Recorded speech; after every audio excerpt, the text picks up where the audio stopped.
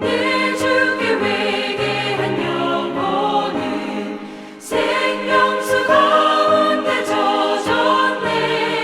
흠없고 순전한 주 이름 찬송합시다.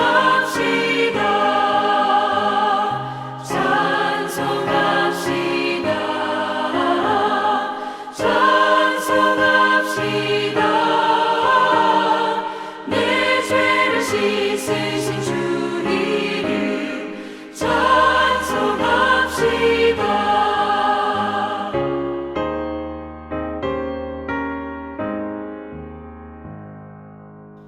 언제나 놀라우신 은혜와 사랑으로 우리의 삶을 지키시는 하나님, 우리가 세상 가운데 살아가면서 너무나 많은 죄를 범하며 하나님을 떠나며 하나님을 모른다 하며 살아갈 때가 많음을 주님 앞에 고백합니다. 주님, 우리가 고백하는 모든 죄를 용서하시고 우리의 죄를 사하여 주시옵소서. 하나님, 언제나 우리가 주님 앞에 정직하게 하시고 주님 앞에 모든 죄를 내려놓게 하시고 주님 앞에 회개하며 주님 앞에 죄의 용서를 구하며 살아갈 수 있는 우리의 삶이 되기를 원하오니 주여 우리의 삶을 지키시며 보호하시며 우리가 지은 죄를 용서하여 주시옵소서. 주님, 우리는 너무나 부족합니다. 나약합니다. 연약합니다.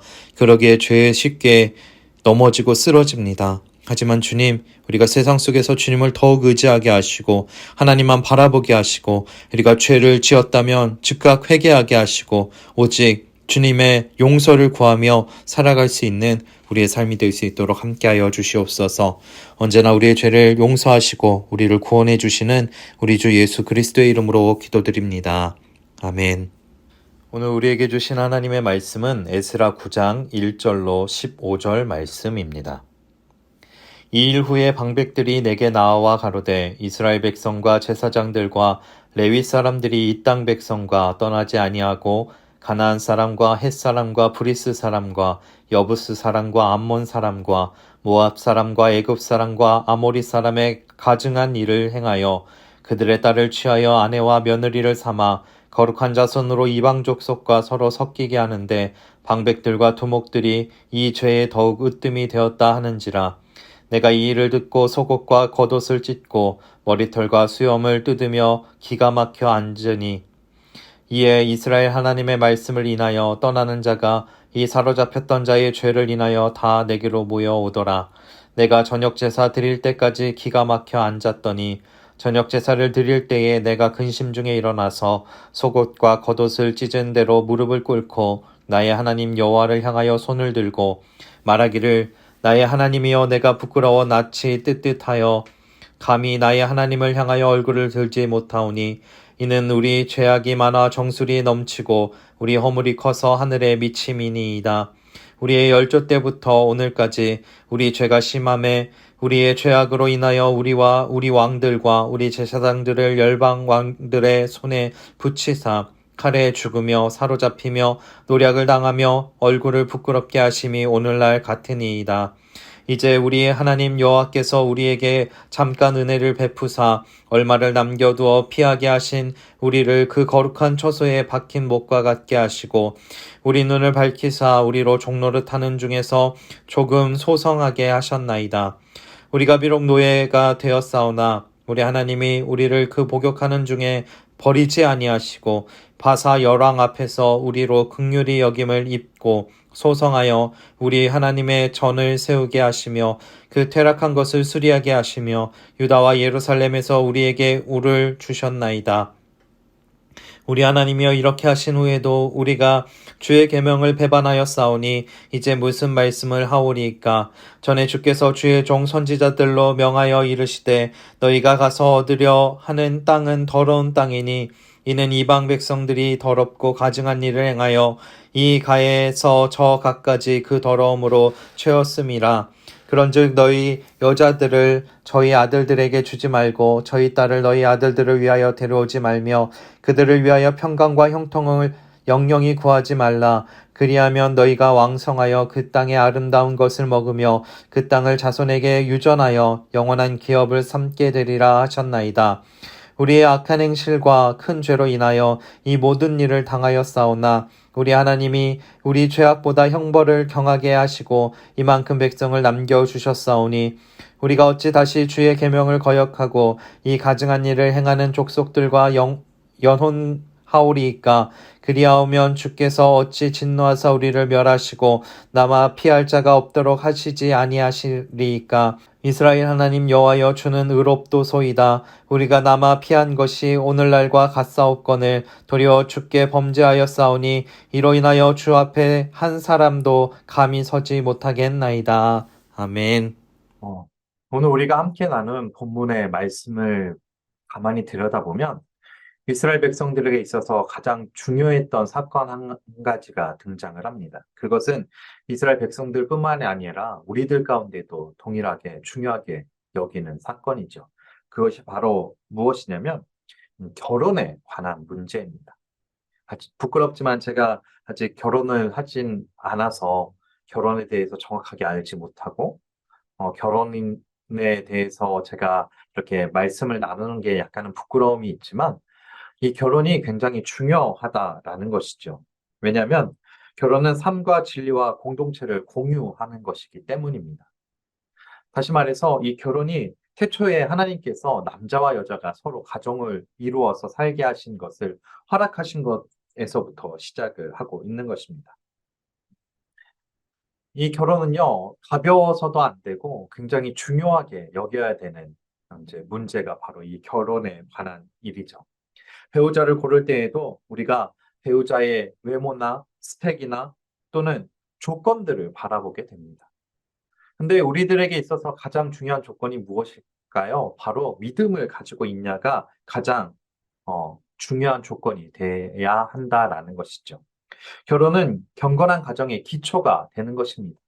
그래서 우리는요, 믿는 사람, 믿음의 가정을 만들기 위해서 복음의 진리 가운데 가정이 그리고 결혼이 세워져 있어야 한다라는 사실이죠.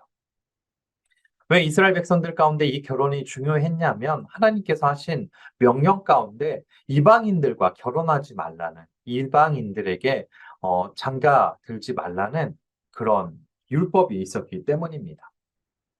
이스라엘이 왜 타락하게 되었고, 이스라엘이 왜 남과 북으로 나뉘게 되었고, 이스라엘이 왜 멸망하게 되었을까요? 그것은 잘못된 결혼을 통하여서 우상이 이스라엘 가운데 들어왔기 때문입니다. 바로 솔로몬이 정략적인 결혼들을 많이 행하였고, 그로 인하여서 이스라엘 백성들 가운데 이방신들이, 우상들이 들어오게 되었던 것을 우리가 기억하게 됩니다.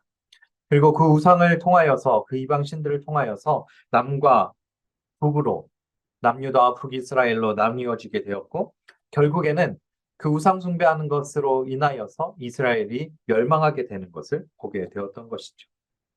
오늘 에스라 선지자가 이야기하고 있는 것이 바로 이것입니다. 왜 너희들은 우리가 왜 바벨론의 포로로 잡혀갔는지 벌써 잊어버렸느냐라는 사실입니다.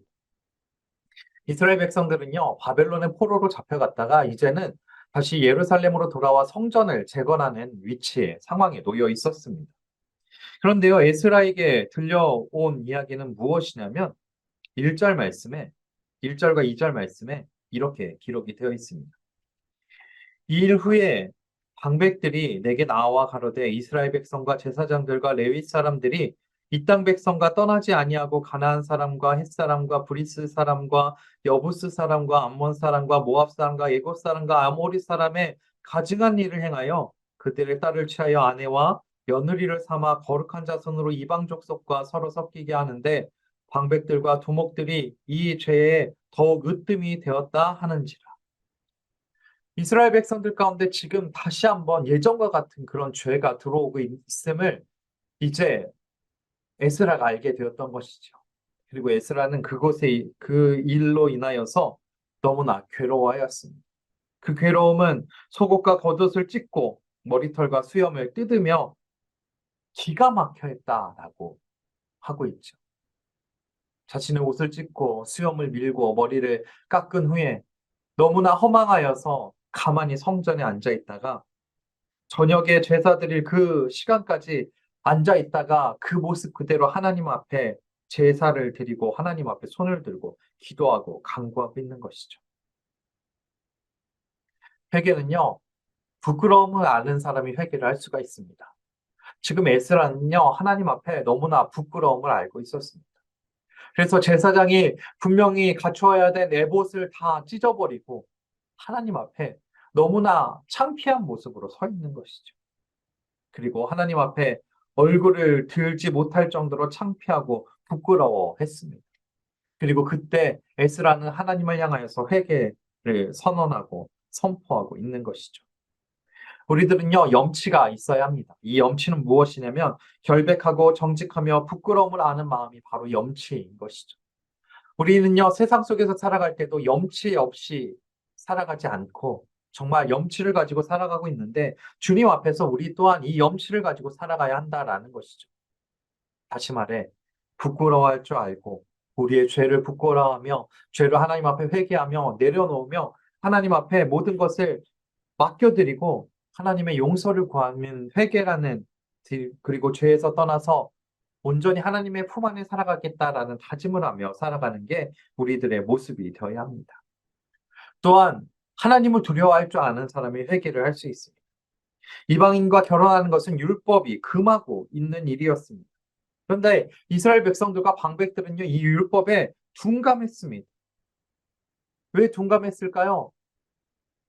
자신들의 조상들이 왜 바벨론의 포로로 잡혀갔는지 그것을 잊어버렸기 때문입니다. 그래서 심판하신 하나님, 의로우신 하나님을 아는 사람만이 우리 회개할 수 있습니다.